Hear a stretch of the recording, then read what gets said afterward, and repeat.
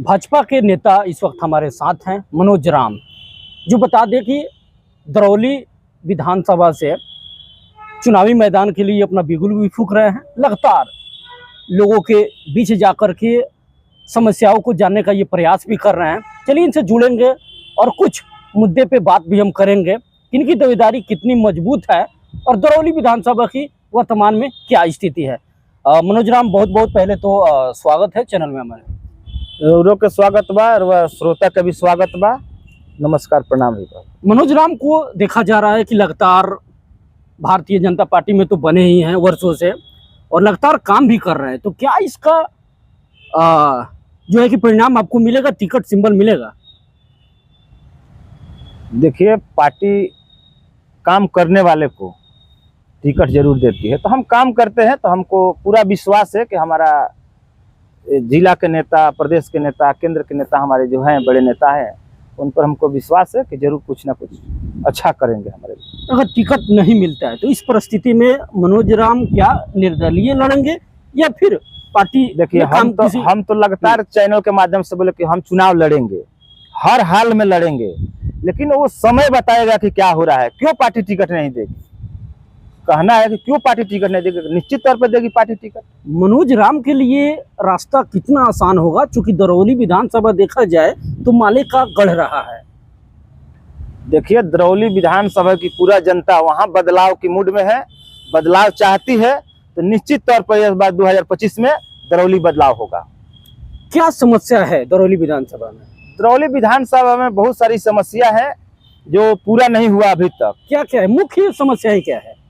मुख्य समस्या तो आज तक पूरे विधानसभा में, आज 4 टर्म से वो विधायक है, आज तक ले पूरी सड़क का जो काम है पूरा अधूरा है।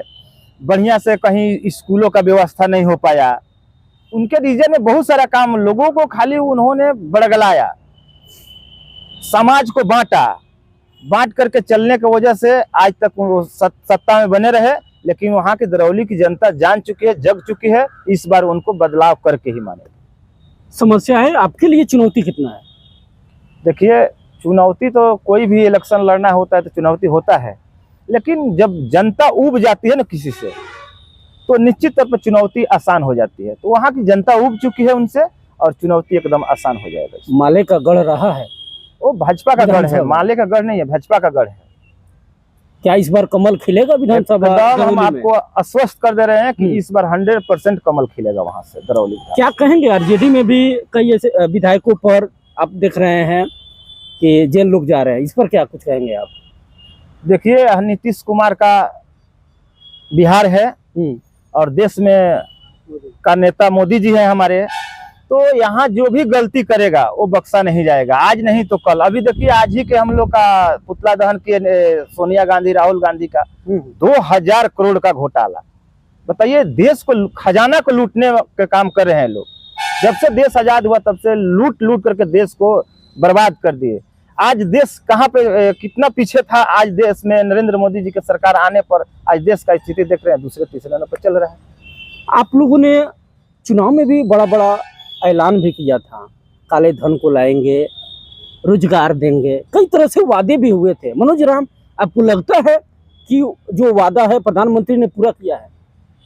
देखिए, बिहार में 10 लाख का रोजगार देने का वादा हुआ था, तो आज हम लोगों ने शायद 2025 के पहले 24 लाख रोजगार, मतलब यहाँ बिहार सरकार और केंद्र सरकार दोनों मिल करके देने का काम करेगी और दे रही, लगातार नौकरी दे रही है, रोजगार दे रही है। यहाँ कहीं भी ऐसा कुछ नहीं है कि बेरोजगारी है, महंगाई है, ऐसा कुछ भी मुद्दा नहीं है।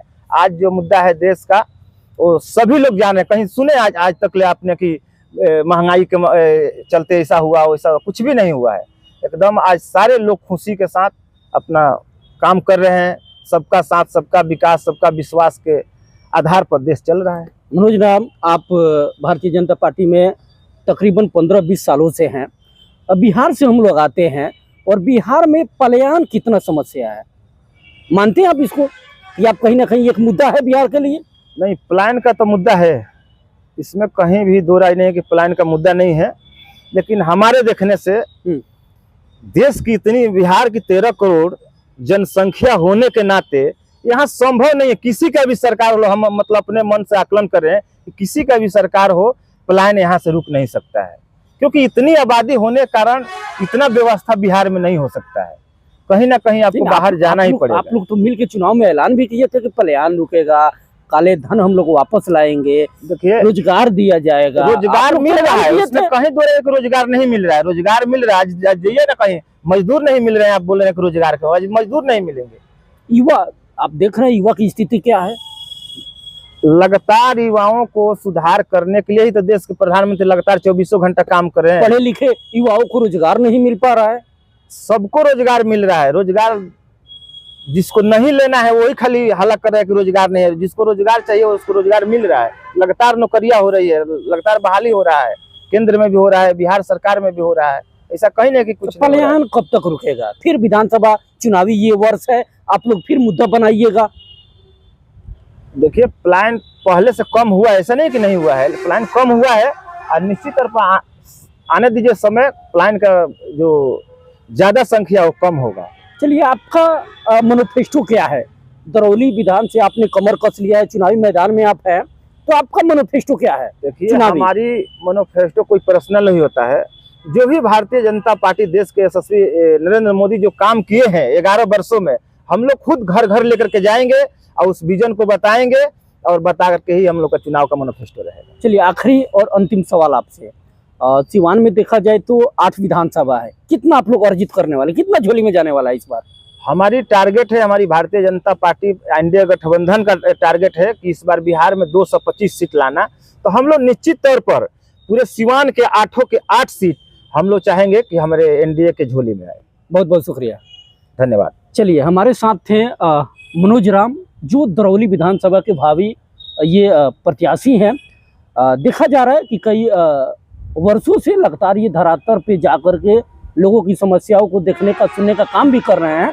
अब फिलहाल आने वाला ये वक्त तय करेगा कि पार्टी इन पर भरोसा जता करके सिंबल देती है या फिर क्या कुछ करती है, ये तो अब आने वाला वक्त तय करेगा। फिलहाल आप बने रहे आगे की खबरों के लिए, तब तक।